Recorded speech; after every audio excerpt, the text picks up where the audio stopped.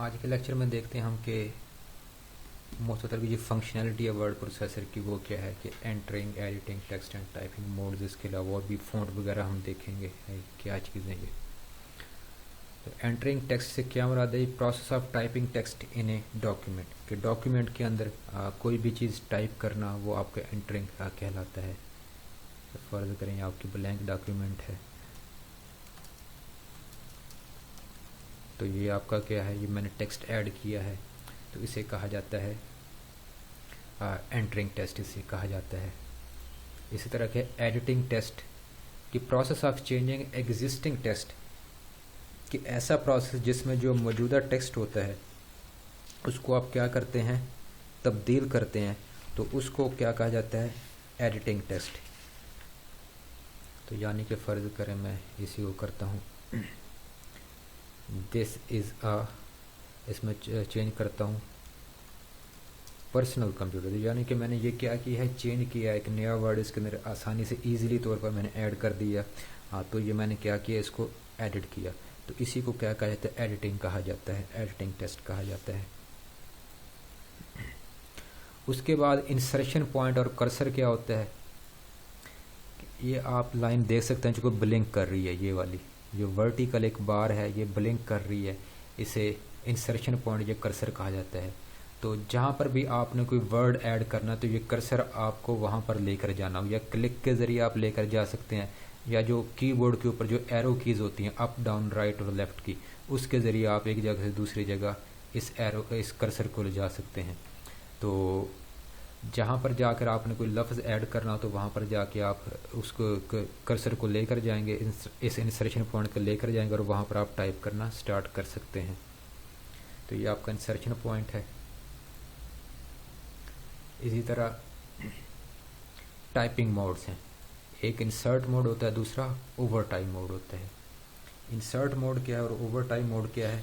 Insert mode में तो ये होता है कि आप जो कुछ लिखना चाहें, कि जो आप यानी कि इंसर्ट कर रहे हैं, जो भी नया टेक्स्ट आपने इंसर्ट करना है वो क्या होता है, इंसर्ट मोड है। तो इंसर्ट मोड में क्या होता है कि फ़र्ज़ करें यहाँ पर मैं देखें कि यहाँ पर मैंने क्या करना है, एक वर्ड टाइप करना है कि इसको मैं डिलीट करता हूँ,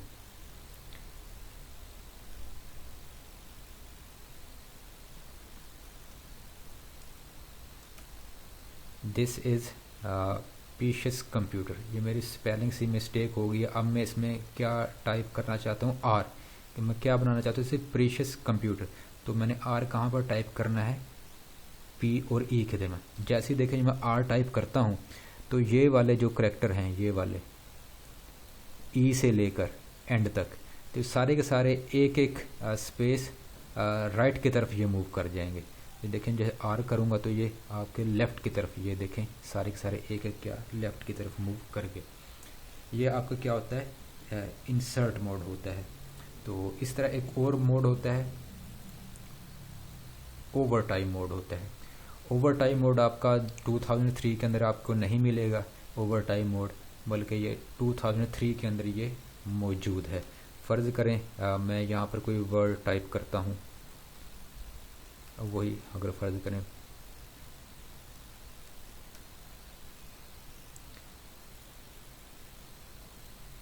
ये मैंने टाइप किया, तो इसमें मैंने ई लिखना फ़र्ज़ करें मैं भूल गया। अब ये देखें यहाँ पर आपको स्टेटस बार के ऊपर नज़र आ ओ वी आर डिसेबल्ड है। इसका क्या मतलब है कि अभी आपका इंसर्ट मोड क्या है, ऑन है। अब मैं अगर ई वो टाइप करता हूँ तो CIOUS ये आपके राइट की तरफ मूव कर जाएंगे। तो ये देखें CI, अब मैं इसे दोबारा डिलीट कर, तो अब मैं क्या करता हूँ, जो ओवर टाइम मोड है वो ऑन करता हूँ, यानी कि ओवर टाइम मोड को मैं ऑन। तो कीबोर्ड के ऊपर एक की होती है इंसर्ट की, अगर आप उस इंसर्ट की को एक दफ़ा प्रेस कर देंगे तो ये ओवर टाइम मोड ऑन हो जाएगा, दोबारा उसे प्रेस कर देंगे तो ये ऑफ हो जाएगा। तो अब हमने इसे ओवर टाइम मोड को ऑन करना है, तो इंसर्ट की को मैं एक दफ़ा प्रेस करता हूँ, ये देखें तो ये ओवर टाइप का मोड क्या हो गया, ऑन, ये हो गया है। तो अब क्या होगा कि जैसे मैं कोई नया करैक्टर टाइप करूँगा तो जो राइट की तरफ वाला जो करैक्टर होगा उसको रिप्लेस करके वो लिखा जाएगा। यानी कि अगर मैं यहाँ पर ई टाइप करता हूँ तो वो ई सी की जगह पर आएगा और सी क्या हो जाएगा, ये ख़त्म हो जाएगा। तो देखिए मैं ई टाइप करता हूँ तो ये सी की जगह पर आ जाएगा, वो सी के आगे ख़त्म हो गया। तो यही जो मोड कहलाता है ये आपका ओवर टाइम मोड कहलाता है। तो आप अगर इसको आपने डिसेबल करना है, इसे ख़त्म करना ताकि दोबारा आप इंसर्ट मोड के अंदर आ जाएं, तो दोबारा जो कीबोर्ड के ऊपर जो इंसर्ट की है उसे दोबारा प्रेस कर दें तो ये क्या हो जाएगा, ऑफ हो जाएगा। तो ये देखें जो आपका ओवर टाइम मोड है वो क्या हो गया, ऑफ, ये हो गया है। इसी तरह एक और कंसेप्ट आता है अनडू और रीडू का। अनडू और रीडू क्या करते हैं, अनडू क्या करता है कि एक स्टेप पीछे जाने के लिए कि जो आपने ये काम इससे पहले जो काम किया था अगर आप उस पे जाना चाहते हैं तो उसके लिए आप क्या करेंगे, अनडू करेंगे। अनडू के लिए एक शॉर्टकट की होती है Ctrl+Z। वहाँ यहाँ से भी हो सकता है आपका टूल बार के ज़रिए भी, कि अगर आप क्या करना चाहते हैं कि अनडू पे क्लिक करेंगे तो इससे जो पहले वाला आपने जो स्टेप परफॉर्म किया था उस पे चले जाएंगे। मैं एक दफ़ा इसे अनडू करता हूँ तो ये देखें उससे पहले आपने क्या किया था, सी। अगर मैं फिर अनडू करता हूँ तो उससे पहले आपने कुछ भी टाइप नहीं किया था। तो ये क्या होगी, अनडू। अब रीडू है, रीडू इसी का उल्ट होता है कि जो आपने जो स्टेप अनडू के ज़रिए पीछे गए हैं अगर वही स्टेप अगर आपने दोबारा रिपीट करने हैं तो वो रीडू के ज़रिए कर लें। तो रीडू की जो की होती है वो Ctrl+Y होती है। तो आप इसके ज़रिए भी कर सकते हैं। रीडू के ऊपर आपने क्लिक किया तो ये देखें ये प्रीवियस स्टेप जो ख़त्म हुआ था, दोबारा रीडू करते हैं तो आपने ये काम किया था उससे पहले, ठीक हो। तो ये आपका क्या कहलाता है, अनडू और रीडू। तो बिल्कुल यहीं पर भी अगर मैं ये 2007 के अंदर अनडू करता हूँ, अब मैं Ctrl+Z के ज़रिए करता हूँ, वैसे अनडू की यहाँ पर मौजूद है, यहाँ पर Ctrl+Z के ज़रिए करता हूँ तो इससे जो प्रीवियस जो मैंने स्टेप परफॉर्म किया था उस पर चले जाएंगे। तो इससे प्रीवियस में क्या किया था कि ये आर मौजूद नहीं था, तो हम उससे अगर प्रीवियस पे जाना हो तो ये उस वहाँ पर ये वर्ड ही मौजूद नहीं था। अब दोबारा एक स्टेप आगे जाना हो तो उसके लिए रीड्यू करेंगे, देखें दोबारा आ गया ये, और दोबारा मैं Ctrl+Y करता हूँ तो आर आ गया जो मैंने रीडू के ज़रिए अनडू के ज़रिए ख़त्म किया था। तो ये अनडू और रीडू हो गए। उसके बाद क्या, इरेजिंग टेक्स्ट। जो भी कुछ आपने लिखा हुआ उसे आप मिटा सकते हैं, इरेज कर सकते हैं। तो उसके लिए दो की यूज़ होती हैं कीबोर्ड से, एक डिलीट की मौजूद होती है आपकी कीबोर्ड के ऊपर, दूसरा क्या होता है बैक स्पेस। तो इनमें फ़र्क क्या है अनडू और रीडू में, ये ज़रा मैं साइज इसका इंक्रीज़ कर लूँ कि फ़र्ज़ करें मैं कर्सर यहाँ पर ब्लिंक कर रहा है ई और सी के दरमियान, ई और सी के दरमियान जो कर्सर है वो ब्लिंक कर रहा है। तो अब मैं कीबोर्ड के ऊपर दो कीज़ हैं, एक बैक स्पेस, दूसरी क्या है डिलीट की। अगर बैक स्पेस को एक दफ़ा प्रेस करूँगा तो क्या होगा, जो कर्सर के लेफ़्ट की तरफ है, कर्सर के लेफ़्ट की तरफ क्या है ई ख़त्म हो जाएगा, इरेज हो जाएगा। अगर मैं डिलीट की प्रेस करता हूँ जो कर्सर के जो राइट की तरफ है यानी कि सी क्या हो जाएगा, इरेज हो जाएगा। अब मैं देखें बैक स्पेस प्रेस करता हूँ तो क्या हो जाएगा, ई इरेज हो जाएगा, ये ई इरेज हो गया। अब मैं डिलीट की प्रेस करता हूँ तो इससे क्या होगा, जो राइट की तरफ जो करेक्टर है सी वो क्या हो जाएगा, इरेज हो गया। तो ये क्या हो गया, सी भी डिलीट हो गया, इरेज हो गया आपका। तो ये आपके क्या होता है, इरेज करने के दो कीज़ होती हैं आपकी। उसके बाद अनडू और रीडू हो गया आपका, ये इरेज टेक्स्ट हो गया। उसके बाद चलते हैं फ़ॉन्ट। फ़ॉन्ट क्या होता है कि जो चीज़ आपको ये सामने नज़र आ रही है, जिस तरीके से नज़र आ रही है, ये लिखाई का जो स्टाइल है, इसे क्या कहा जाता है, फ़ॉन्ट कहा जाता है। यानी कि जो अपीयरेंस ऑफ टेक्स्ट, जो टेक्स्ट आपको नज़र आ रहा है उसकी जो अपीयरेंस है, उसकी जो ज़ाहरी शक्ल है, उसे क्या कहता है, फ़ॉन्ट कहा जाता है। फ़ॉन्ट को टाइप फेस भी कहा जाता है। तो आमतौर पर जो फ़ॉन्ट हैं वो आपके दो टाइप के होते हैं, सेरिफ और सान्स सेरिफ। सेरिफ को सीरियल भी कहा जाता है और सान्स सेरिफ को स्कैन सीरियल भी कहा जाता है। अगर इस पर आप गौर करें कि मैं सेरिफ किसको कह रहा हूँ और सान्स सेरिफ किसको कह रहा हूँ। सेरिफ क्या होते हैं, सेरिफ छोटे छोटी लाइनें होती हैं जो कि अक्सर जो आपके करैक्टर होते हैं उनके शुरू और आखिर में लगा दी जाती हैं। जैसे कि अगर आप टी पे गौर करें तो आप टी पे गौर करें, टी के दोनों साइडों पर ये छोटी छोटी लाइनें लगी हुई हैं, नीचे भी यहाँ पर लाइन लगी हुई है। इस तरह एच के ऊपर ये आपको लाइनें नज़र आ रही हैं, ये टी के ऊपर ये यहाँ पर आपको लाइन नज़र आ रही है, ये नीचे लाइन है, ये एच के यहाँ पर आपको छोटी सी लाइन, ये इस तरह, ये आप ई यहाँ पर ई पर नहीं है आपकी सेरिफ, इस तरह आर के ऊपर ये आपको लाइन नज़र आ रही है, ये आर के नीचे आपको लाइन नज़र आ रही है, ये क्या कहलाते हैं, सेरिफ कहलाती हैं। तो ऐसा कोई भी फ़ॉन्ट, ऐसी कोई भी अपीयरेंस जहाँ पर ये छोटी छोटी लाइनें होंगी वो क्या कहलाता है, आपका सेरेफ फ़ॉन्ट या सीरियल फ़ॉन्ट कहलाता है, और जहाँ पर नहीं होंगे वो सान सेरेफ या स्कैन सीरियल कहलाता है।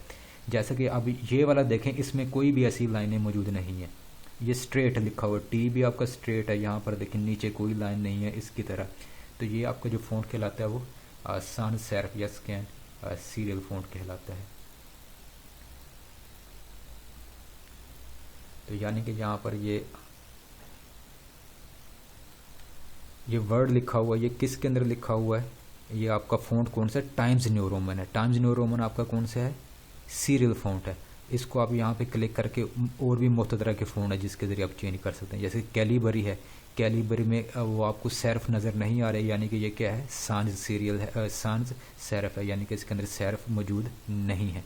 इस तरह ये काफ़ी सारे आपके फ़ॉन्ट्स हैं जो कि आपको प्रोवाइड करते हैं। इस तरह ये कोरियर न्यू आ गया, तो ये भी आपका देखें, इसके ऊपर भी इस यहाँ पर भी लाइनें लगी हुई हैं। तो ये भी आपका कौन सा है, सेरेफ फ़ॉन्ट है या सीरियल फ़ॉन्ट है। इस तरह ये मेन कैटेगरी है दो फ़ॉन्ट्स की कि सीरियल और स्कैन सीरियल, सेरेफ या स्कैन सान सेरेफ। तो ये मुख्तलिफ तरह के आप फ़ॉन्ट हैं, जो भी आप चेंज करना चाहें वो कर सकते हैं।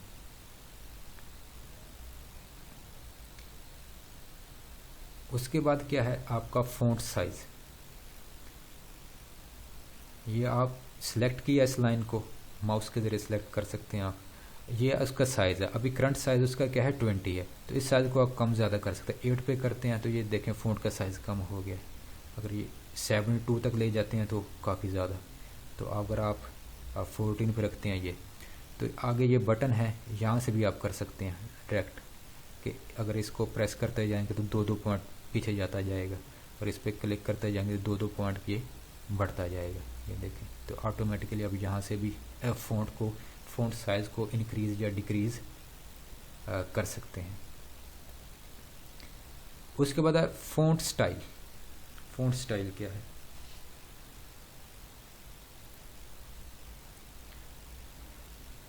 फ़ॉन्ट स्टाइल क्या है कि ये आपको सारे आपको फ़ॉन्ट स्टाइल नज़र आ रहे हैं कि बोल्ड, इटैलिक, अंडरलाइन, यानी कि ये फ़र्ज़ करें ये मैंने पहला लफ्ज़ है वो सिलेक्ट कर लिया दिस, इसको मैं करता हूँ बोल्ड।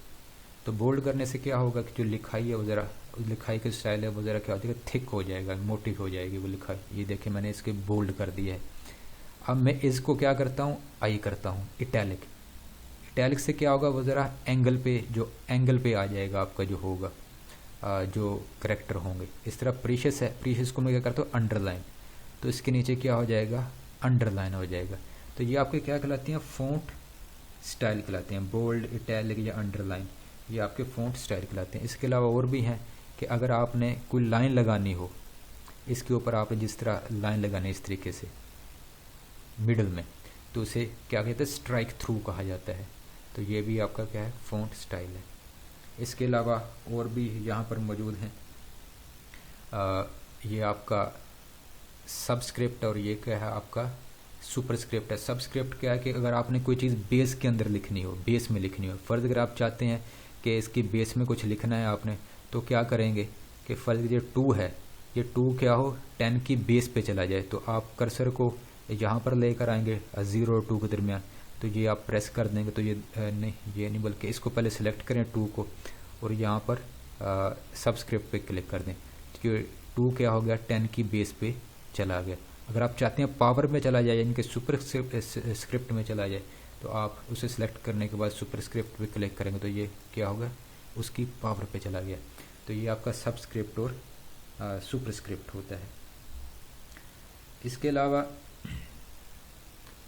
फ़ॉन्ट कलर है कि आप इसका कलर भी चेंज कर सकते हैं, यानी कि फ़र्ज़ करें आपने इस वर्ड को कलर चेंज करना है, तो इस वर्ड को आप सिलेक्ट कर लें और यहाँ पर आप क्लिक करें तो मुख्तलिफ तरह के कलर ओपन हो गए। आप इस कलर को क्या कर सकते हैं, चेंज कर सकते हैं। दिस को अगर चेंज करना है, फ़र्ज़ करें इसको ये करना है, कंप्यूटर को कलर कोई और करना है, तो आप ये कर सकते हैं। तो इस तरीके से आप कलर भी, फ़ॉन्ट कलर भी तब्दील कर सकते हैं।